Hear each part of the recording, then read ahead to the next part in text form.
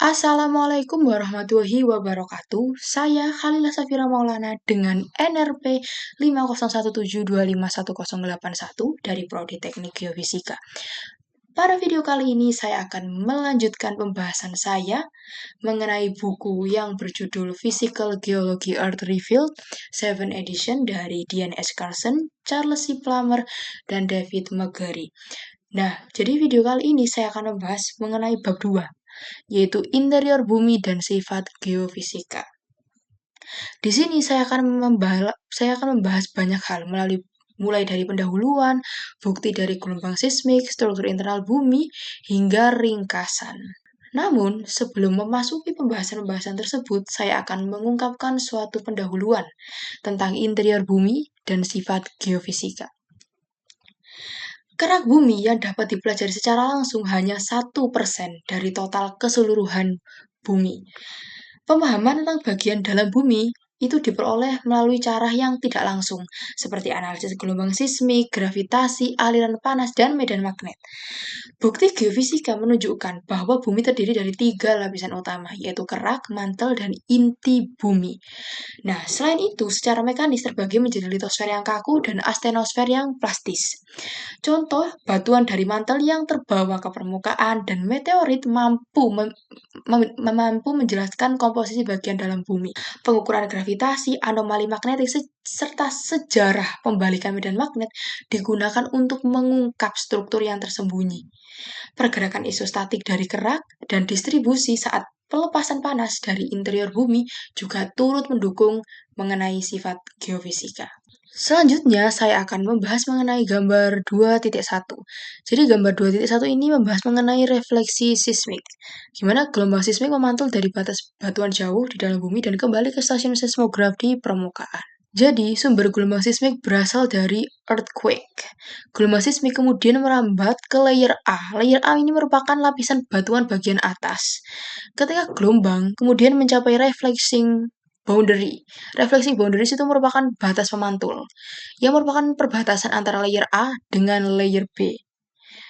Nah, kemudian ketika sudah mencapai refleksi boundary, maka gelombang itu akan mengalami refleksi karena adanya kontras sifat fisik batuan. Nah, sebagian energi akan memantul kembali ke permukaan, sementara sebagian lainnya itu akan diteruskan masuk ke lapisan di bawahnya. Nah, gelombang yang dipantulkan ini kemudian diterima oleh seismic station. Waktu tempuh gelombang dari mulai sumber earthquake kemudian diterima oleh seismic station digunakan untuk menghitung kedalaman dari lapisan dan struktur bawah permukaan. Teknik ini merupakan dasar dari metode seismik refleksi yang digunakan untuk eksplorasi geofisika untuk pencarian minyak, gas, dan pemetaan struktur bagian bawahnya. Kemudian saya akan menjelaskan mengenai gambar 2.2, di mana gambar 2.2 merupakan refraksi seismik yang terjadi ketika gelombang seismik membelok saat melewati batas batuan. Jadi dari gambar 2.2 ini ada gambar yang A dan ada bagian yang B. Di mana bila kita melihat bagian yang A, sumber gelombang itu berasal dari text explosion di permukaan. Gelombang kemudian merambat melalui lapisan berkecepatan rendah. Nah, ketika lapisan ini mencapai batas dengan lapisan berkecepatan yang tinggi, gelombang pun mengalami pembelokan atau refraksi. Karena gelombang berpindah dari medium yang lambat ke medium yang cepat, arah lambatnya dibelokkan menjauhi garis normal. Ini kan garis normal. Dan dia itu dibelokkan menjauhi garis normal, sehingga sudut lambatnya itu menjadi lebih besar. Gelombangnya direfraksikan masuk ke lapisan cepat dan terus merambat di dalamnya dengan arah baru. Sebagian energi juga dipantulkan kembali ke permukaan, terlihat sebagai anak panah yang kembali ke atas. Ya ini, nanti dia akan kembali ke atas. Sedangkan pada gambar yang B, hampir sama, bahwa gelombang itu berawal dari test explosion ini tadi, yang sama di permukaan. Nah, gelombang merambat dalam lapisan yang berkecepatan tinggi. Nah, ketika mencapai batas menuju lapisan berkecepatan rendah, gelombang dibelokkan mendekati garis normal karena kecepatannya menurun. Pembelokan ini menghasilkan jalur gelombang yang lebih tegak ke bawah. Nah, ini kan kayak hampir tegak gitu kan ke bawah. Sekali lagi, sebagian energi gelombang dipantulkan kembali ke permukaan sesuai dengan prinsip refraksi seismik. Jadi dari gambar 2.2, saya dapat mengambil kesimpulan bahwa baik dari bagian A maupun bagian B, gelombang itu berawal dari text explosion yang berada di atas permukaan.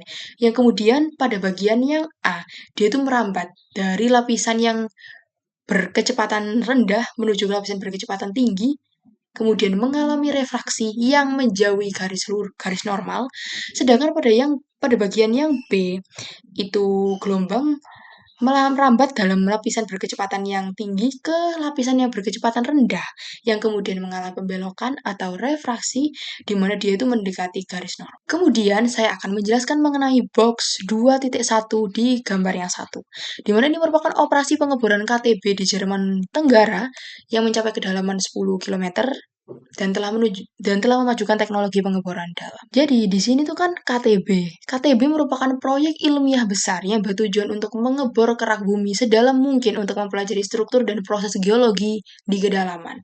Nah, rig pengeboran besar terlihat sebagai menara yang tinggi berwarna biru. Komponen utama yang berfungsi untuk menurunkan dan mengangkat rangkaian pipa bor. Fasilitas pengeboran dikelilingi oleh bangunan pendukung. Nah ini termasuk bangunan pendukung ya, seperti pusat kontrol, laboratorium, gudang peralatan, dan tempat penyimpanan lumpur bor. Kawasan ini terletak di lingkungan perdesaan dengan ladang, hutan, pemukiman di kejauhan yang menunjukkan bahwa pengeboran dilakukan di lokasi geologi yang dipilih secara khusus. Pengeboran KTB mencapai kedalaman hampir 10 km, menjadikannya salah satu pengeboran terdalam di dunia. Proyek ini berkontribusi besar pada pemahaman tentang suhu bawah permukaan, tekanan, rekahan batuan, dan struktur kerak bumi. Hasil KTB telah memajukan teknologi pengeboran, instrumentasi, dan metode pemantauan geofisika untuk kedalaman yang ekstrim. Baik, selanjutnya saya akan membahas mengenai gambar 2.3, yaitu mengenai refraksi sismik yang dapat digunakan untuk mendeteksi batas di antara lapisan batuan. Jadi di sini sebenarnya sama dengan penjelasan saya sebelumnya, bahwa gambar ini memperlihatkan adanya sumber gempa, yaitu dari quake ini tadi yang menghasilkan gelombang sismik yang merambat ke segala arah. Gelombang pertama merambat melalui layer A, yaitu lapisan batuan bagian atas yang memiliki kecepatan rambat tertentu. Ketika gelombang mencapai batas antara layer A dan layer B, sebagian energi gelombang pun direfraksikan atau dibelokkan dan merambat sepanjang batas lapisan tersebut. Gelombang yang direfraksikan kemudian kembali ke permukaan dan diterima oleh seismic station, baik seismic station 1 maupun 2. Nah, gelombang yang merambat secara langsung melalui lapisan atas sampai ke stasiun seismik lebih cepat pada jarak dekat ini. Dia kan langsung ke sini kan, karena apa? Jaraknya dekat. Sedangkan pada jarak tertentu dari epicentris, gelombang refraksi yang merambat di lapisan B jauh lebih cepat daripada gelombang langsung karena dia memiliki kecepatan tertentu atau kecepatan yang memang tinggi. Jadi dia memang memiliki kecepatan tinggi dan mencapai jarak yang lebih jauh, yaitu di antara seismik 1, seismik 2 ini. Nah, perbedaan waktu tiba antara gelombang yang direfraksi dan gelombang langsung ini tuh untuk mengidentifikasi kedalaman dan kemiringan batas lapisan batuan.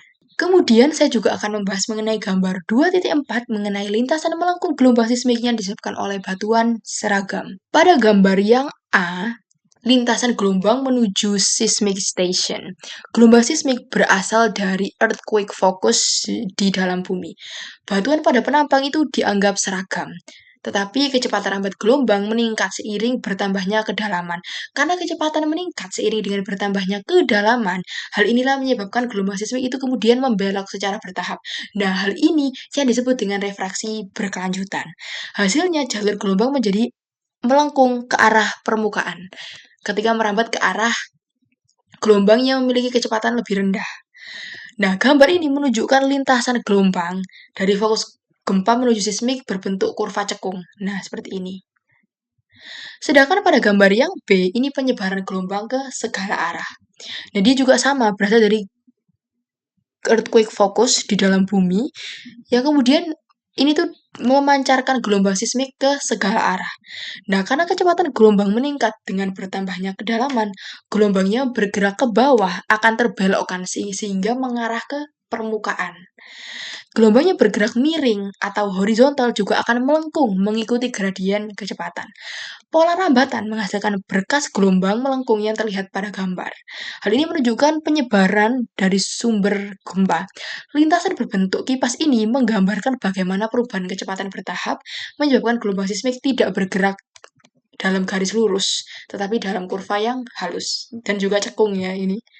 Ini juga cekung kan. Kemudian saya akan membahas mengenai gambar 2.5, di mana ini merupakan bagian dalam bumi yang gelombang seismik menunjukkan 3 lapisan utama bumi, yaitu kerak atau crust, mantle atau mantle, dan anti atau core.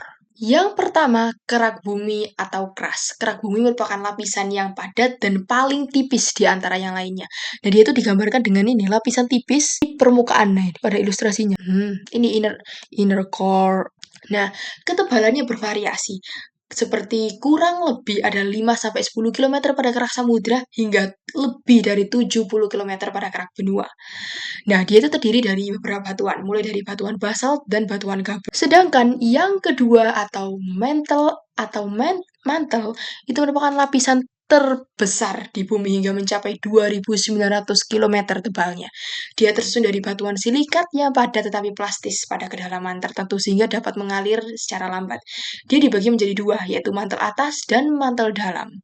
Nah, mantel atas itu terletak tepat di bawah kerak. Jadi ini kan kerak. Nah, mantel atas itu tepat di bawah kerak. Nah, bagian atasnya adalah litosfer, bagian bawahnya adalah astenosfer yang bersifat lebih plastis. Jadi ini kan kerak, terus kemudian ada litosfer, kemudian di bawahnya lagi ada astenosfer. Kemudian ada mantle bawah atau lower mantle, dia itu lebih padat dan memiliki tekanan lebih tinggi. Gelombang seismik ini menunjukkan material di bagian ini tuh padat.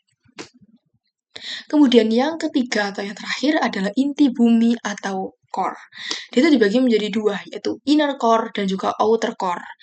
Inner core adalah inti luar dengan ketebalan lebih dari 2.250 km yang bersifat cair, terutama terdiri dari besi dan nikel. Gelombang es tidak dapat merambat di sini.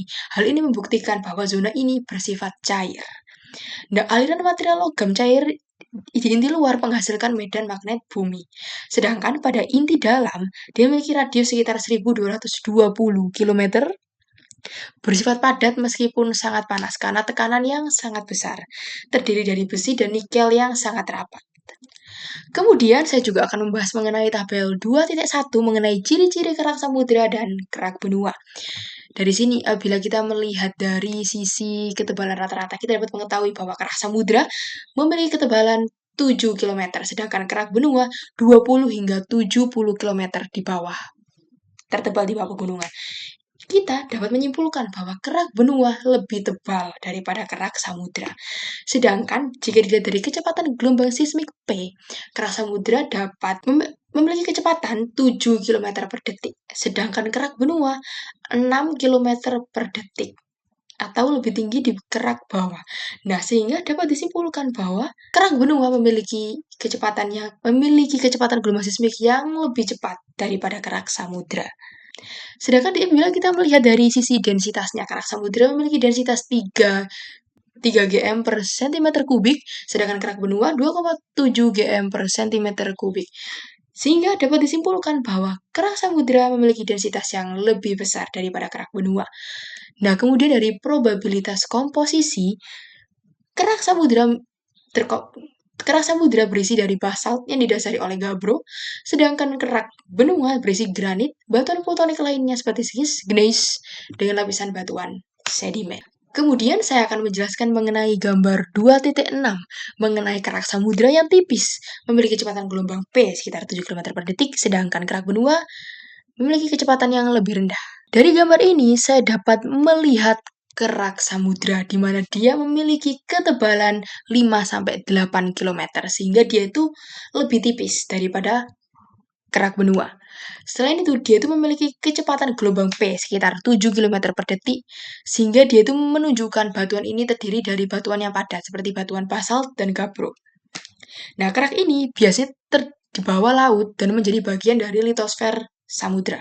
Kemudian yang kedua, saya melihat kerak benua. Di sini dia memiliki ketebalan lebih dari 70 km dan dia memiliki kecepatan gelombang P yaitu 6 km per detik. Jadi dia lebih lambat daripada kerak samudra.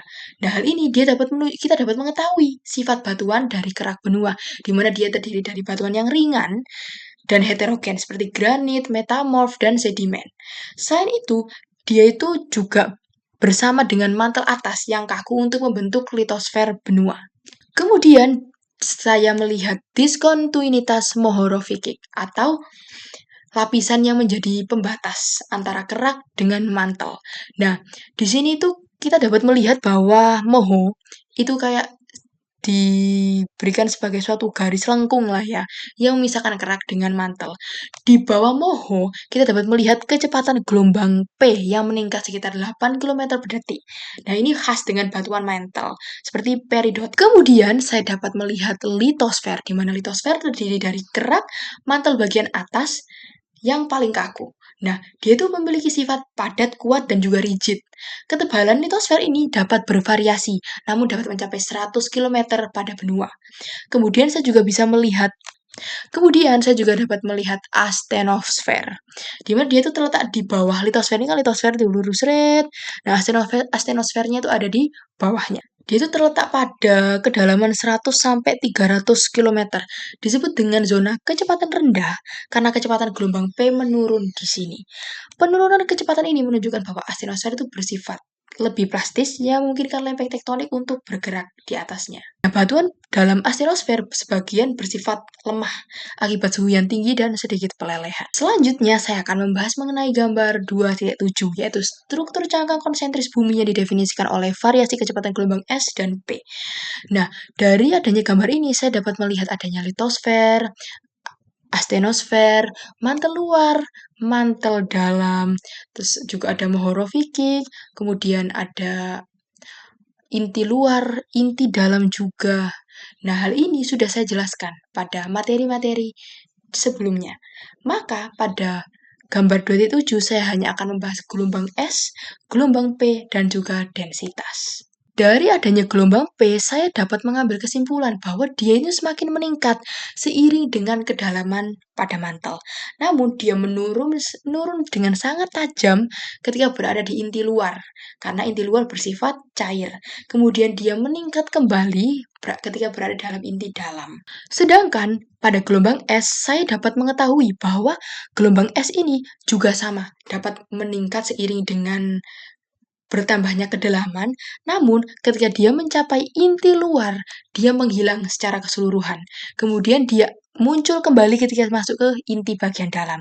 Nah, selain itu, dia itu meningkat seiring dengan bertambahnya kedalaman. Namun, ketika di astenosfer, dia tidak meningkat. Sedangkan apabila saya melihat dari sisi densitasnya, di sini tuh menunjukkan bahwa dari sisi kerak, dia itu memiliki densitas 2,7 sampai 3,3 gm per cm kubik, sedangkan untuk mantel atas yaitu 3,3 gm per cm kubik, untuk mantel bawah 5,5 gm per cm kubik, dan untuk inti luar 10 sampai 12 gm per cm kubik. Inti dalam 12 sampai 13 gm per cm kubik. Nah, dengan begitu kita dapat mengetahui bahwa densitas terus meningkat seiring dengan kedalaman. Baik, selanjutnya saya akan membahas mengenai box 2.2, yaitu pada gambar 1. Di sini terlihat peta kecepatan gelombang sismik di mantle pada kedalaman 100 dan 300 km ini. Wah, sebenarnya tidak terlalu kelihatan bahwa ini 100 ya, ini 300. Di sini terdapat warna biru. Warna biru menunjukkan bahwa ia berkecepatan tinggi. Nah, warna biru juga menunjukkan batuan yang dingin dan kaku. Nah, warna biru ini menunjukkan adanya litosfer lempeng tektonik yang tebal dan dingin. Nah, warna biru ini menunjukkan zona subduksi di mana lempeng samudra menukik ke mantel. Di sini juga ada warna merah yang menunjukkan kecepatan rendah dengan batuan mempanas dan lebih plastis. Nah, yang berwarna merah ini biasanya terkait dengan mantel yang panas, seperti astenosfer yang panas, volume mantel, dan zona pemekaran. Nah, pada peta kedalaman 100 km ini merupakan kedalaman litosfer bawah dan juga astenosfer atas. Nah, pola warna umumnya itu ada berwarna biru yang mengikuti lempeng samudra yang dingin dan kaku. Yang berwarna merah tampak di mid-ocean ridge. Kemudian di daerah hotspot yang besar seperti Hawaii, Islandia. Nah, hal ini menunjukkan perbedaan termal yang sangat kuat antara litosfer dan astenosfer. Sedangkan pada kedalaman 300 km, ini menunjukkan bagian atas mantel lebih dalam dari astenosfer yang dangkal. Pola kecepatannya mulai lebih halus dibanding 100 km. Warna merah yang luas yang menunjukkan volume mantel yang besar yang menembus dalam, sedangkan warna biru ini mengindikasikan fragmen lempeng subduksi yang lebih dalam. Saya juga akan membahas box 2.2 mengenai gambar 2. Ini menunjukkan penampang vertikal kecepatan gelombang seismik hingga kedalaman 670 km di mantel. Di sini terdapat warna biru dan warna merah. Nah, warna biru itu menunjukkan bahwa ia memiliki kecepatan tinggi, batuan dingin, padat, dan kaku. Kemudian juga dia itu mengindikasikan litosfer yang dingin, lempeng samudra yang tersubduksi atau batuan yang lebih kaku. Sedangkan warna merah menunjukkan kecepatan yang lebih rendah, batuan panas, dan kurang kaku. Ia mengindikasikan mantel panas, plume atau zona batuan yang lebih plastis. Nah, jika kita melihat bagian atas ini, itu merupakan kedalaman 0 sampai 670 km, dia menunjukkan kayak adanya peta dunia ya kan ini.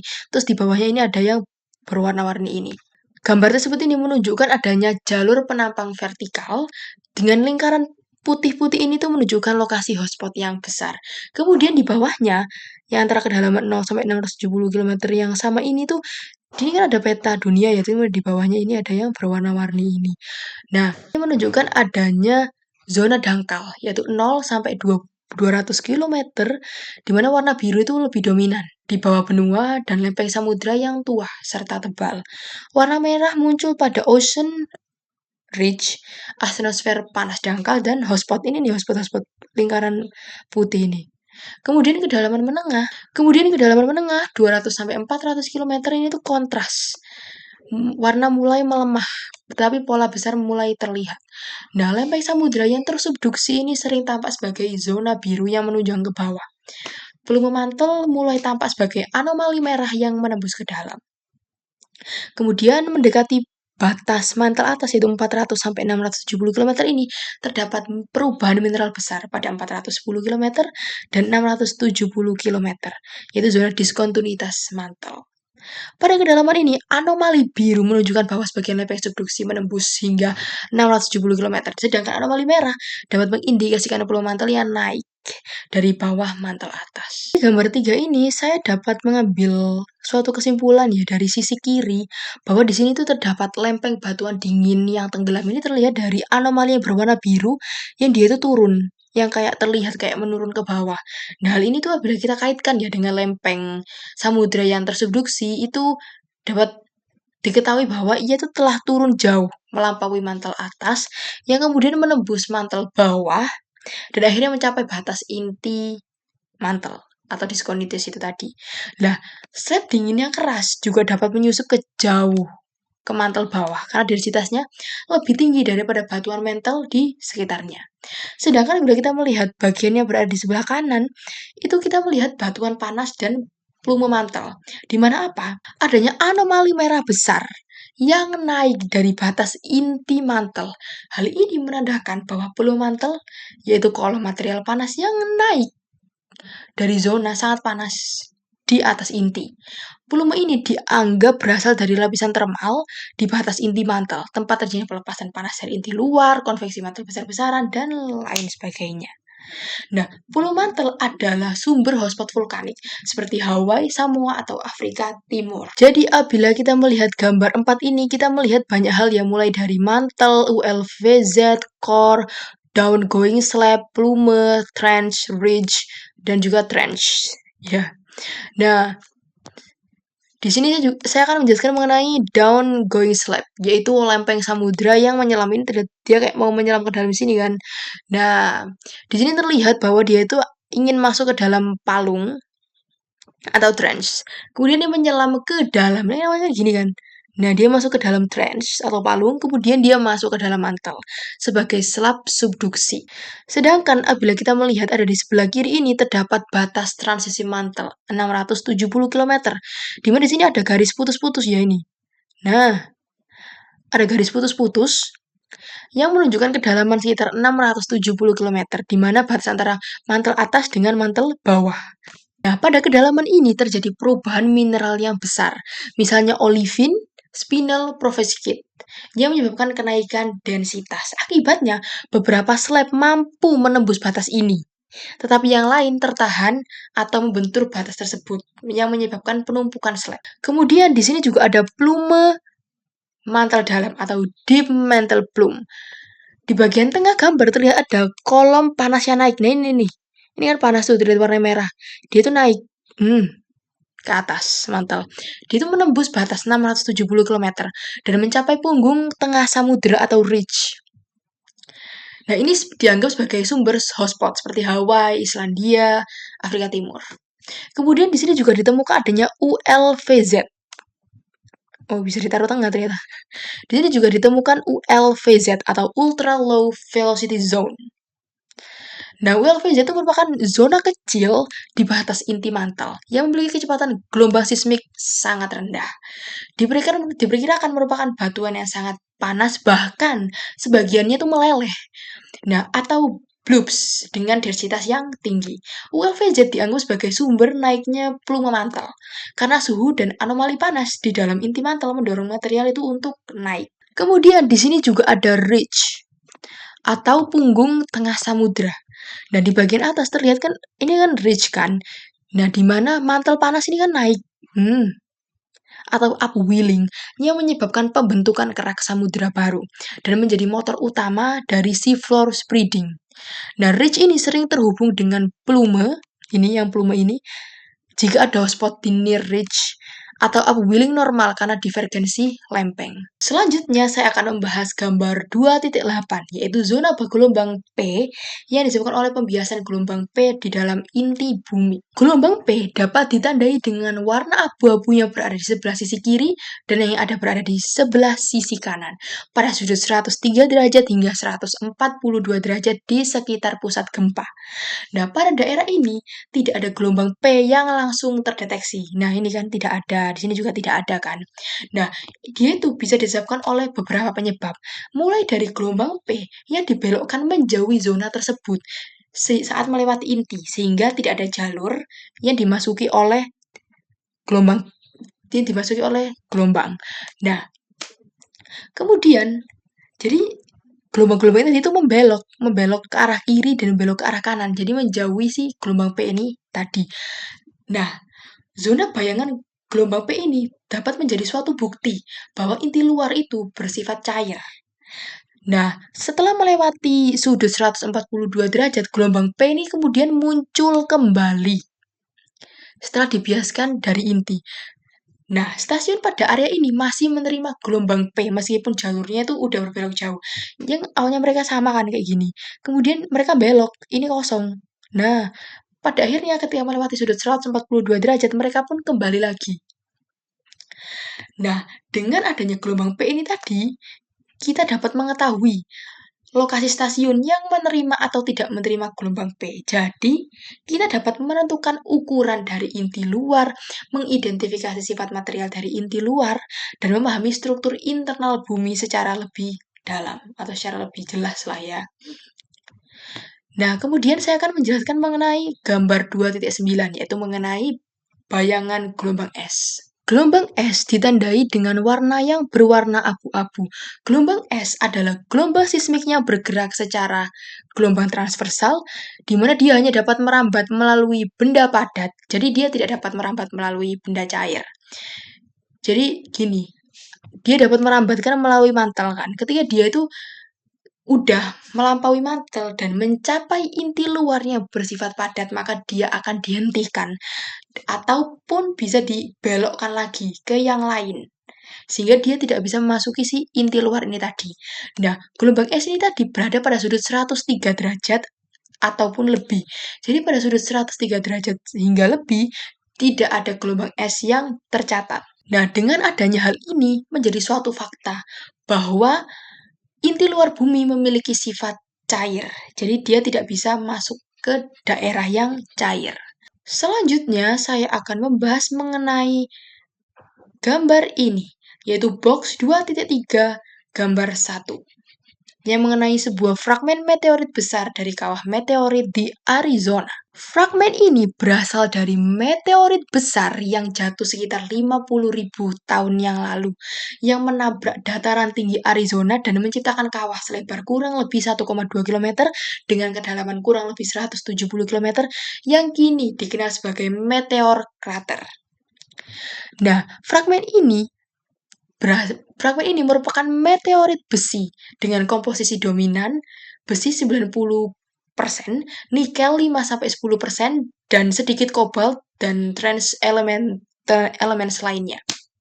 Nah, bila kita melihat dari ciri-ciri fisik si meteorit ini, kita dapat melihat warna yang gelap ya, metalik akibat komposisi dari besi dan nikel itu tadi. Kemudian permukaannya berlekuk-lekuk, mirip dengan cap jari yang terbentuk saat meteorit itu meleleh dan terkikis oleh atmosfer saat jatuh.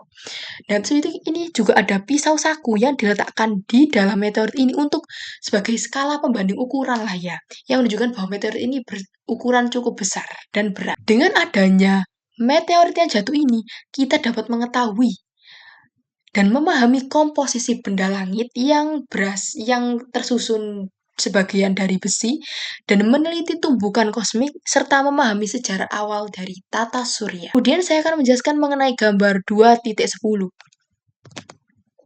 di mana studi sismik dan geodetik terbaru sedang mendefinisikan ulang batas antara lapisan mantel bawah 200 km. Jadi pada gambar 2.10, ini menunjukkan proses kompleks yang terjadi di lapisan D aksen, yaitu zona setebal sekitar 200 km yang berada tepat di atas inti luar. Karena ini kan inti luar tuh, nah dia kan ada di atasnya nih. Kemudian lapisan D aksen ini tuh terletak di 200 km terakhir sebelum inti luar kan. Ya, ini disebut juga dengan zona transisi antara mantel bawah dengan inti luar. Dan itu memiliki sifat fisik yang heterogen yang mempengaruhi kecepatan gelombang sismik. Kemudian juga ada material silikat besi dari inti yang warna coklat ini. Nah, kecil-kecil ini. Ini adalah material silikat besi. Dimana apa? Dia itu endapan silikat besi yang dapat naik dari inti luar yang cair. Material ini menumpuk dalam bentuk kantong, gundukan, atau cekungan terbalik pada batas CMB. Nah, endapan ini memiliki kecepatan gelombang sismik yang sangat rendah dengan densitas yang lebih tinggi dari mantel di atas. Kemudian ada material inti yang melelehkan mantel bawah. Ini warnanya merah dan kuning. Nah, material dari inti luar ini yang berwarna merah, bersuhu sangat tinggi. Nah, panas tersebutlah yang meleburkan bagian bawah mantel yang berwarna kuning ini tadi. Nah, lelehan campuran inti tadi ini kemudian menghasilkan kecepatan gelombang S dan P yang sangat rendah. Campuran inilah yang disebut dengan ULVZ atau Ultra Low Velocity Zone. ULVZ atau Ultra Low Velocity Zone ditandai dengan penurunan kecepatan gelombang sismik P hingga 10-30%, terus penurunan kecepatan gelombang S hingga 30% hingga 50%, ketebalan hanya 5-40 km, dan sangat lokal atau patch-nya itu kecil lah di CMB. Kemudian selanjutnya saya akan membahas mengenai gambar 2.11 atau keseimbangan isostatik. Nah, pada gambar 2.11 ini terdapat gambar A dan gambar B, di mana bila kita melihat pada gambar A ini ada balok kayu yang mengapung di air. Nah, ini kita dapat melihat bahwa semakin tebal balok, maka semakin dalam bagian yang terendam. Nah, kayu itu mengapung karena kepadatan atau densitas dari kayu itu lebih kecil daripada air. Ini kan dia lebih lebar kan, terus ini kan dia lebih panjang, makanya dia lebih banyak masuknya. Nah, ini tuh sesuai dengan ilustrasi sederhana dari keseimbangan gaya antara balok dan daya apung air. Nah, penjelasan dari gambar A sesuai dengan prinsip pada gambar B, yaitu apa? Litosfer bumi mengapung di atas astenosfer yang bersifat lebih lunak, seperti fluida yang padat.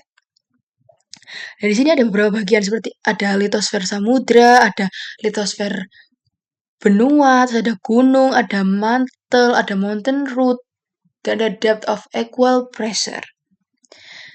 Nah, di sini kita melihat litosfer benua ya. Litosfer benua ini tuh lebih tebal dan kurang padat. Akibatnya bagian atasnya ini membentuk pegunungan, bagian bawahnya membentuk root atau akar pegunungan yang menembus ke dalam mantel. Sedangkan litosfer samudra membentuk pegunungan di atasnya, bagian bawahnya membentuk. Sedangkan litosfer samudra lebih tipis tetapi lebih padat. Karena padat, ia tidak tenggelam sedalam samudra, tidak tenggelam sedalam benua. Kemudian ada mountain root atau akar pegunungan. Seperti gunung es, bagian terbesar gunung justru berada di bawah permukaan.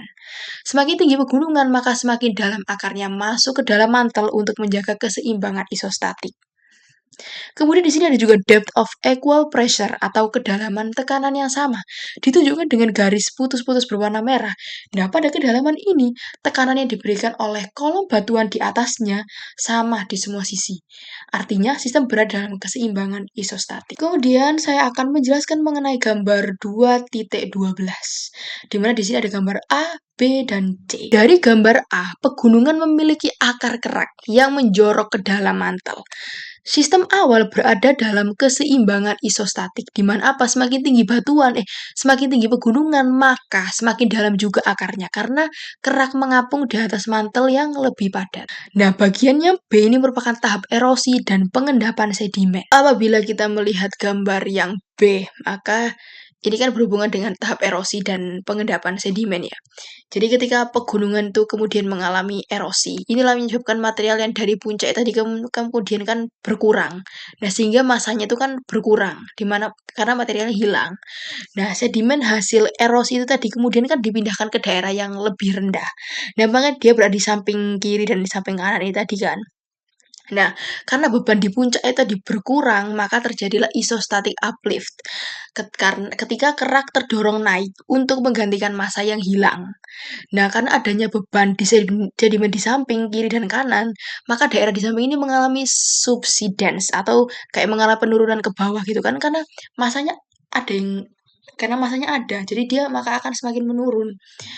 Nah, kemudian mantel di bagian bawah itu kemudian mengalir untuk menyesuaikan perbedaan beban. Aliran ini terjadi di astenosfer walaupun dalam gambar yang disederhanakan lebih dangkal.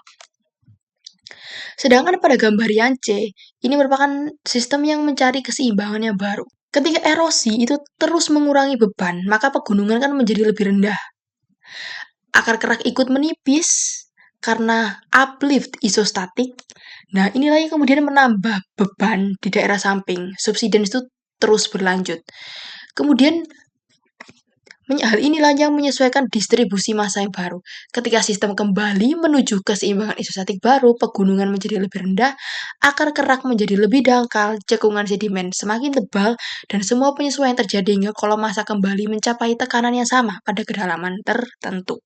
Kemudian saya akan membahas mengenai gambar 2.13 yaitu mengenai berat gletser menekan kerak bumi dan kerak bumi kembali ke bentuk semula saat es mencair. Dari gambar yang A ini disebut dengan pembentukan gletser. Kemudian yang B kerak mengalami penurunan, yang C es mencair dalam artian beban itu mulai hilang, dan yang D kerak pun memantul naik. Nah, jadi bila kita melihat dari pembentukan gletser ya, maka beban ini kan bertambah. Nah, ini gletser ini kan menambah beban kan di atas kerak. Nah, saat gletser ini terbentuk, massa es yang berat ini menumpuk di atas kerak. Nah, ketika gletser ini menambah beban ekstra pada kerak bumi, inilah yang menyebabkan kerak tertekan dan mulai tenggelam ke dalam mantel astenosfernya bersifat plastis. Nah, kemudian ketika kerak mengalami penurunan atau subsidence, berat gletser ini menyebabkan kerak itu turun kan, subsidence. Nah, mantel di bawahnya itu mengalir ke samping. Untuk memberi ruang bagi kerak yang tenggelam. Proses ini mirip seperti balok kayu yang ditekan sehingga masuk ke dalam air, maksudnya lebih dalam gitulah. Nah, kemudian ketika es itu sudah mencair, beban pun menjadi hilang. Ketika iklim menghangat dan gletser pun mulai mencair, beban berat es itu pun juga hilang kan dari permukaan kerak. Nah, tanpa beban, kerak menjadi lebih ringan, yang kemudian menuju yang D, kerak memantul naik. Nah, kerak itu akan mencapai posisi awalnya.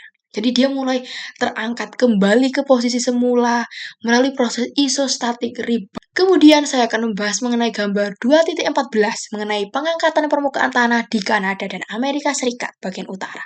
Nah, peta ini menunjukkan jumlah minimum pengangkatan kerak bumi sejak mencairnya lapisan es Wisconsin pada akhir abad terakhir yaitu 10.000 sampai 12.000 tahun yang lalu. Jadi di sini ada garis kontur kan yang berwarna merah. Ini tuh dengan interval 50 ya. Bila kita lihat dari mulai 200 menuju 250, ini 150, 100, berarti interval konturnya adalah 50. Ini ya garis kontur.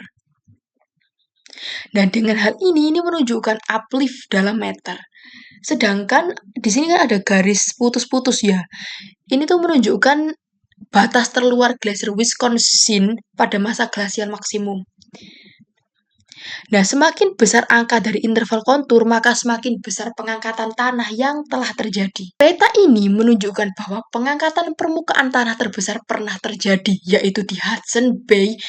Pengangkatan itu hingga lebih dari 200 meter.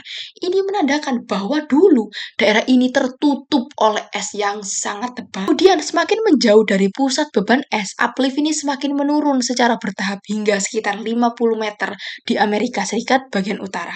Pola ini mencerminkan respon isostatik kerak bumi yang berlangsung sejak mulai mencairnya glacier Wisconsin pada akhir zaman es terakhir. Kemudian saya akan menjelaskan gambar 2.15 mengenai gaya tarik gravitasi antara dua benda yang bergantung pada massa kedua benda dan jarak antara pusat massa kedua benda. Dari gambar ini, saya dapat mengetahui rumus dari gaya gravitasi, yaitu konstan atau konstanta dikalikan massa benda A dikalikan massa benda B dibagi jarak antara benda A dengan benda B dikuadratkan.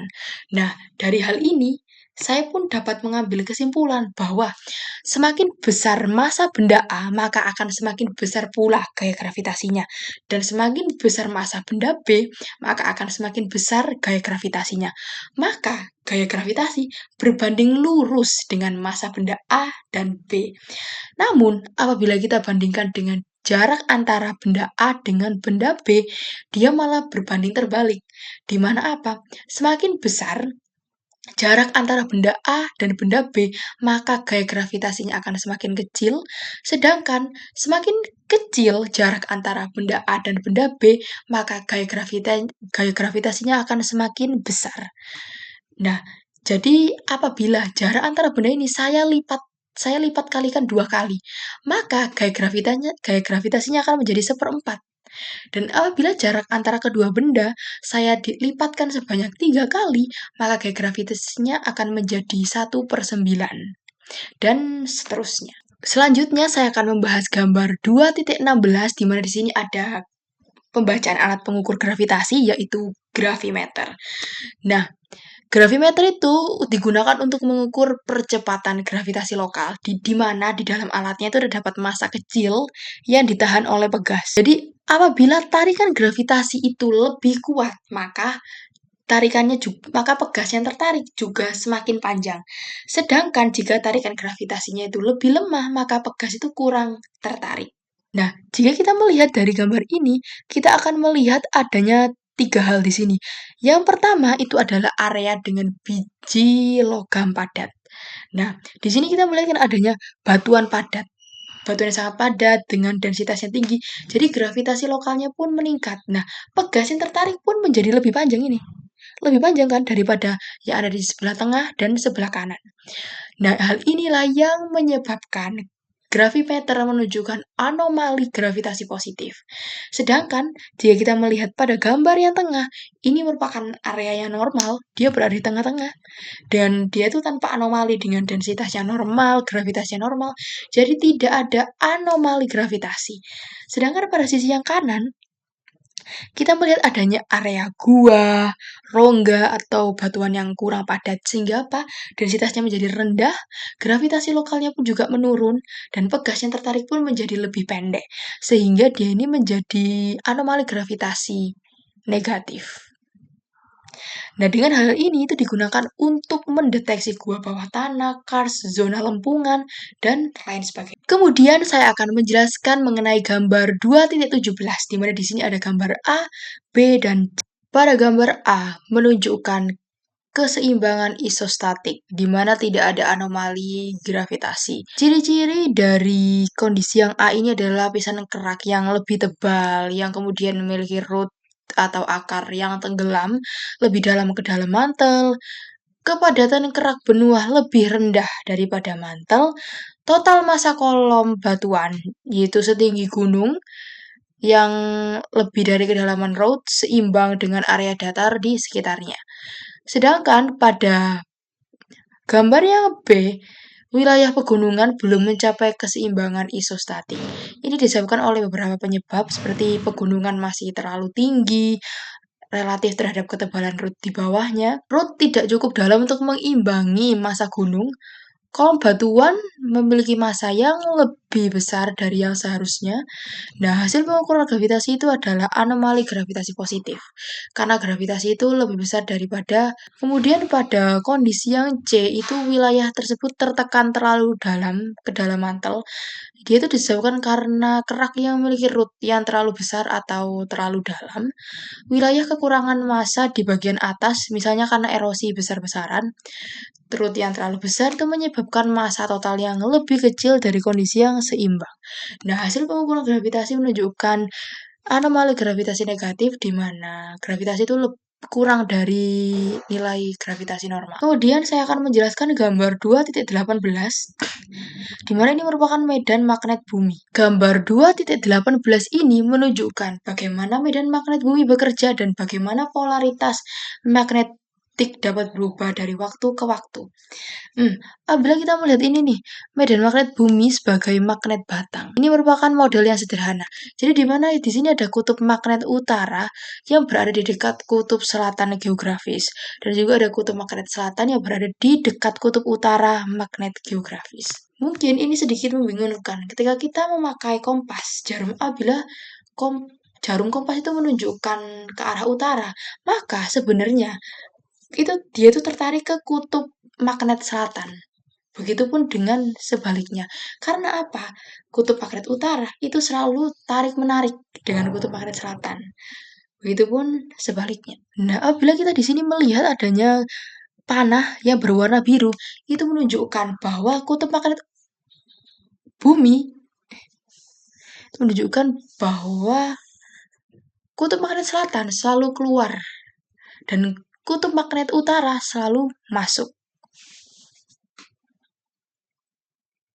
Selain itu, apabila kita melihat adanya dua gambar yang berada di bawah, ini adalah polaritas normal dan polaritas berbalik. Ini polaritas normal itu ketika kutub magnet utara itu berada di dekat kutub magnet selatan. Nah, sama seperti kondisi bumi saat ini. Nah, sedangkan polaritas terbalik itu ketika kutub magnet utara berada di dekat kutub magnet utara geografis. Ini terjadi beberapa kali dalam sejarah dan ini tuh sering kali terjadi secara berkala ya dan tidak teratur, rata-rata sekitar 200.000 sampai 300.000 tahun. Tapi ini tuh pernah terjadi terakhir ya, itu masih terakhir kali yang pernah terjadi pada tahun 780.000 tahun yang lalu. Nah, pembalikan magnet ini terjadi karena turbulensi konveksi, perubahan rotasi fluida, dan ketidakstabilan geodinamik. Nah, pembalikan polaritas ini memiliki beberapa bukti, mulai dari batuan beku, sedimen laut dalam, dan deret magnetik simetris di dasar laut.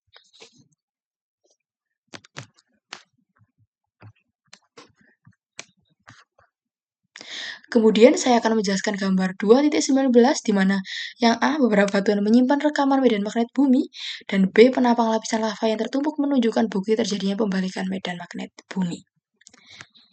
Nah, pada gambar yang A menunjukkan bagaimana lava yang mendingin dapat merekam arah medan magnet bumi pada saat lava tersebut membeku. Jadi di sini tuh mulai dari adanya lava panas ya yang mengandung mineral magnetik yang terutama ya magnetit Fe3O4. Nah, saat lava tersebut mencair, mineral magnet itu bebas berorientasi mengikuti arah magnet bumi pada saat itu. Nah, ketika lava itu tadi mulai mendingin dan akhirnya mengeras, posisi mineral magnet itu pun menjadi permanen.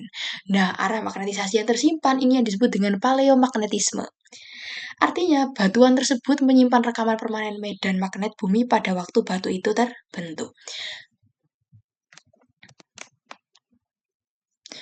Sedangkan pada gambar yang B itu menunjukkan riwayat pembalikan medan magnet. Jadi, bagian B memperlihatkan penampang vertikal dan aliran lava yang berlapis-lapis. Jadi ada dua jenis magnetisasi maksudnya. Ada yang berwarna hitam dan ada yang berwarna putih. Yang berwarna hitam itu menunjukkan magnetisasi searah dan yang berwarna putih menunjukkan magnetisasi yang berlawanan arah dengan medan magnet bumi pada saat itu. Jadi yang berwarna hitam ini disebut dengan normal polarity, sedangkan yang berwarna putih disebut dengan reserve polarity. Setiap lapisan lava memiliki letusan gunung api pada waktu yang berbeda-beda. Jika medan magnet membalik, maka lava yang meletus setelahnya akan memiliki magnetisasi yang berlawanan. Jadi nanti didapatkan kayak normal, reverse, normal, reverse, normal, reverse. Jadi kayak gonta-ganti gitulah, bergantian.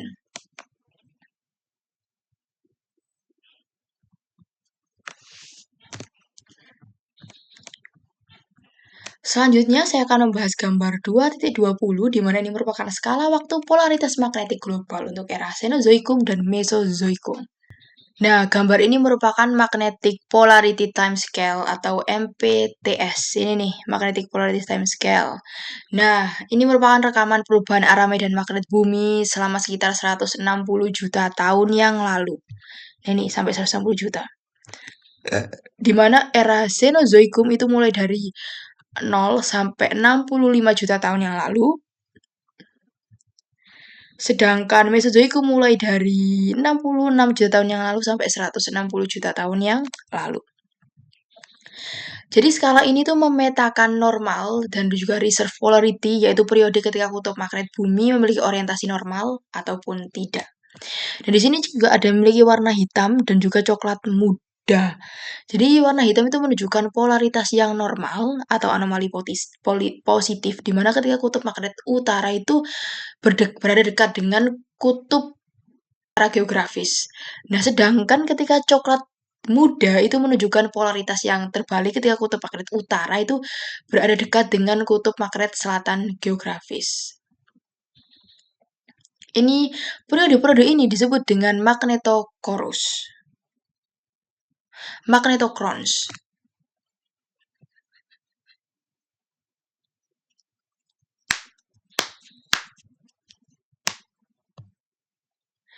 Jadi dari gambar ini kita pun dapat mengambil kesimpulan bahwa pada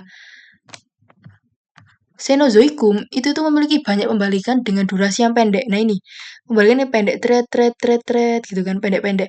Sedangkan pada zaman Mesozoikum itu pembalikannya itu dalam waktu yang cukup lama, seperti ini. Mulai dari tahun 85 sampai 110 juta tahun yang lalu. Kemudian ini dari 140 berapa ini sampai 160 lebih juta tahun yang lalu. Kemudian saya akan membahas box 2.4 pada gambar 1. Pada gambar yang A, itu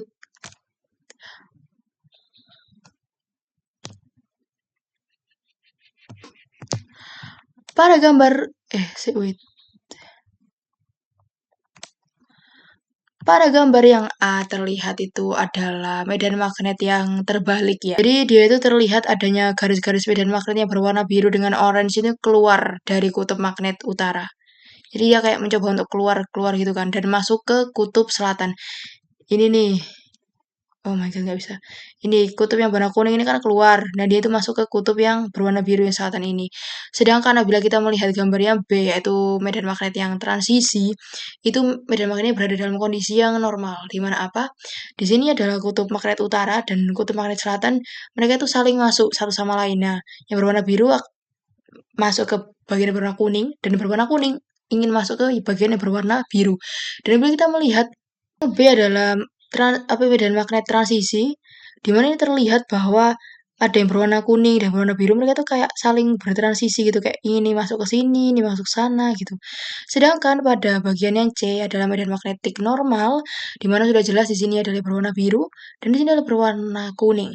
Dan mereka saling masuk satu sama lain karena apa? Utara selalu tarik menarik dengan selatan, begitupun sebaliknya.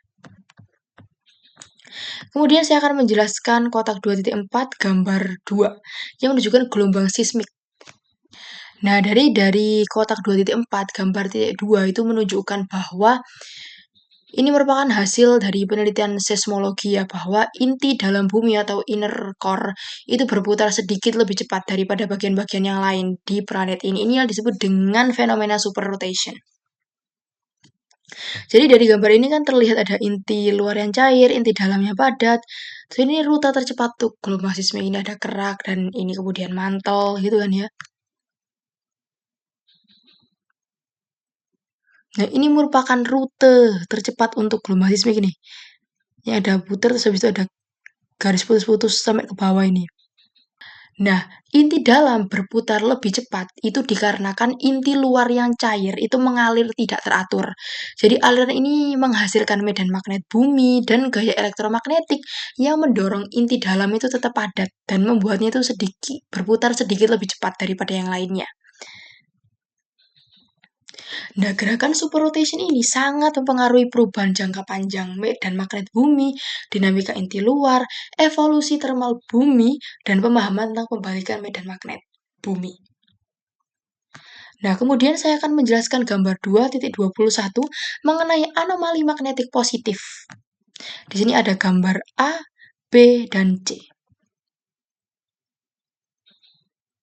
Ini sebenarnya hampir sama dengan yang sudah saya jelaskan tadi, tapi tidak apa-apa, saya akan menjelaskannya kembali. Nah, pada gambar yang A ini di sini terlihat adanya magnetit atau biji besi yang memiliki sifat kemagnetan yang sangat kuat. Jadi ketika survei magnetik melewati area ini, instrumen akan mencatat peningkatan kekuatan medan magnet. Jadinya ini yang disebut dengan anomali magnetik positif. Jadi dia itu lebih besar lah. Karena apa? Peningkatan. Nah, kemudian pada gambarnya B, di sini ada gabbro-dike dan juga granit. Gabbro itu disebut dengan intrusi vertikal dari magma magnetik. Dari magma mafic yang membeku.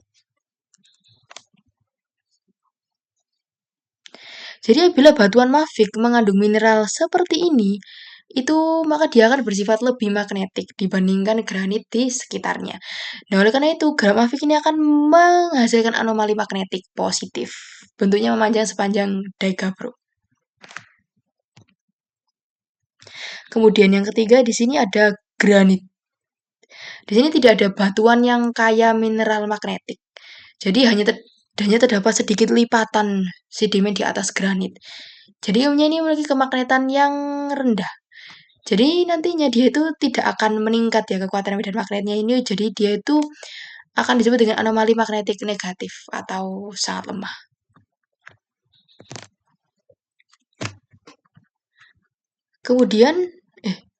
Kemudian saya akan menjelaskan gambar 2.22 yaitu grafen yang terisi sedimen yang dapat memberikan anomali magnetik negatif. Nah, dari gambar ini kita dapat mengetahui bahwa sedimen yang berada di dalam graben itu memiliki magnetisasi yang rendah, sedangkan basalt yang ada di luar graben itu memiliki magnetisasi yang tinggi. Apabila kalian tidak mengetahui tentang graben itu merupakan blok keras yang turun akibat aktivitas sesar yang normal. Jadi, gini, sedimen pada umumnya itu tidak mengandung banyak mineral ferromagnetik seperti magnetit. Jadi dia itu memiliki kemagnetan yang rendah dibandingkan batuan beku seperti basalt dan gabbro. Nah, sedangkan basaltnya berada di luar graben itu kan mengandung magnetit, itmelit, dan mineral-mineral mafic lainnya. Jadi basalt ini kemudian memiliki susceptibility untuk magnetik yang lebih besar daripada batuan yang berada di dalam graben. Nah, kontras magnetit ini tadi yang kemudian menghasilkan anomali magnetik negatif. Jadi di mana pembacaan medan magnet itu mengalami penurunan, bukan kenaikan. Itulah yang disebut dengan negatif. Kemudian selanjutnya saya akan membahas gambar 2.23, di mana di sini ada gambar A dan B. Jadi pada gambar yang A, di sini itu adalah suatu grafik ya, antara suhu dan kedalaman. Di mana sumbu X-nya adalah suhu dan sumbu X-nya adalah kedalaman. Jadi di sini saya dapat mengambil kesimpulan bahwa semakin besar suhunya, maka semakin besar pula kedalamannya. Nah, jadi bila kita melihat di sini ya, itu ada mantel itu sekitar mulai dari kedalaman 0 sampai 2.800-an lah ya. Kemudian ada lapisan D 2.800-an sampai 3.000. Kemudian ada batas inti mantel di sini 3.000-an sampai 3.500 lebih.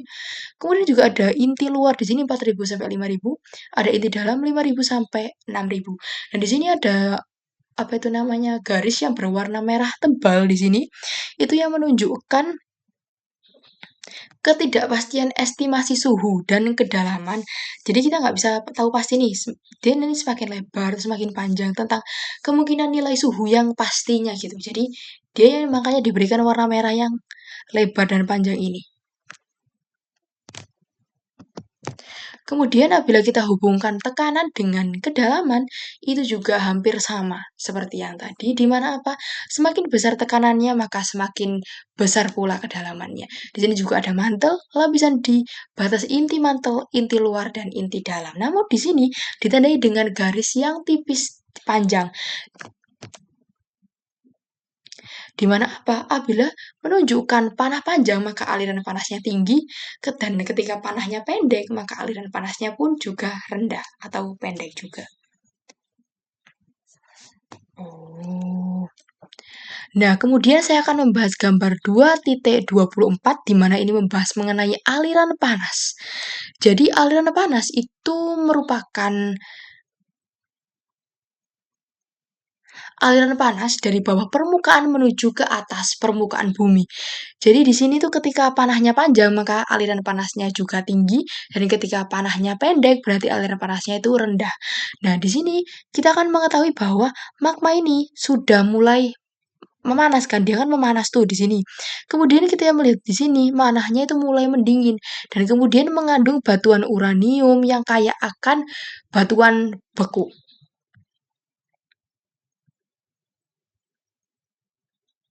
Nah, kenapa? Karena massa magma yang panas itu memancarkan panas ke batuan yang berada di sekitarnya.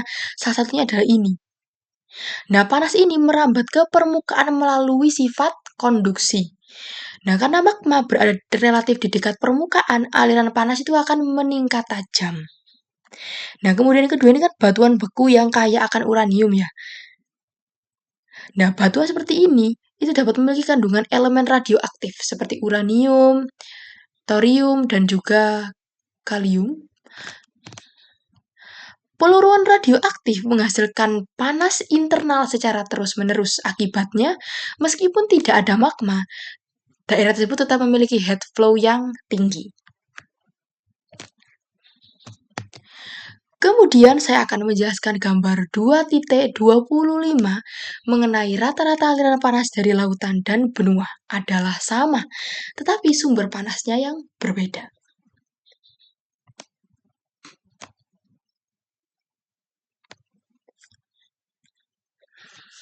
Apabila melihat dari arah lautan, sumber panasnya itu berasal dari mantel yang berada di bawah kerak samudra, bukan dari keraknya sendiri. Ini nih.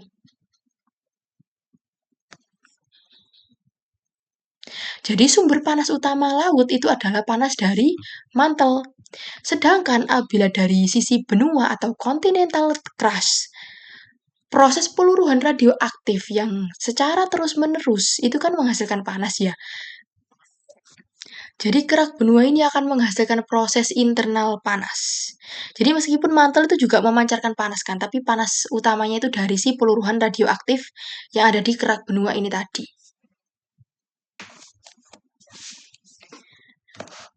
Jadi, begitulah materi-materi yang telah saya sampaikan mengenai bab 2. Saya dapat mengambil kesimpulan bahwa dengan adanya pembelajaran tentang geofisika ini, kita dapat mengetahui banyak hal tentang permukaan yang ada di bawah bumi. Jadi kita pun juga bisa menjadi lebih paham akan manfaat-manfaatnya dan tata cara pencegahannya apabila ada suatu bahaya. Terus habis itu di situ juga ada metode untuk eksplorasinya yaitu metode sismik. Di mana metode sismik dibagi menjadi dua yaitu metode refleksi dan metode refleksi. Nah, bumi itu juga dibagi menjadi 3 zona utama yaitu kerak, mantel, dan inti bumi. Selain itu juga ada litosfer dan astenosfer. Nah, di samping itu, dia juga dibagi menjadi 4 interaksi sistem bumi utama, yaitu interaksi geosfer, atmosfer, hidrosfer, dan biosfer. Nah, kerak itu dibagi menjadi dua, yaitu kerak samudra dan kerak benua. Nah, selain itu kita juga mengetahui tentang diskontinuitas mohorovikik, di mana itu adalah batas pemisah antara kerak dengan mantel. Nah, kemudian di sini juga dibahas mengenai zona bayangan gelombang sismik, yaitu ada zona gelombang P dan gelombang S, di mana gelombang S itu tidak dapat dilintasi oleh cairan, jadi dia tidak bisa melintasi inti luar dari bumi. Kemudian di sini juga dijelaskan mengenai isostasi tentang keseimbangan kolom kerak yang mengapung di atas mantel yang plastis. Nah, di samping itu kita juga diperkenalkan dengan gravimeter, yaitu alat pengukur dari gravitasi bumi.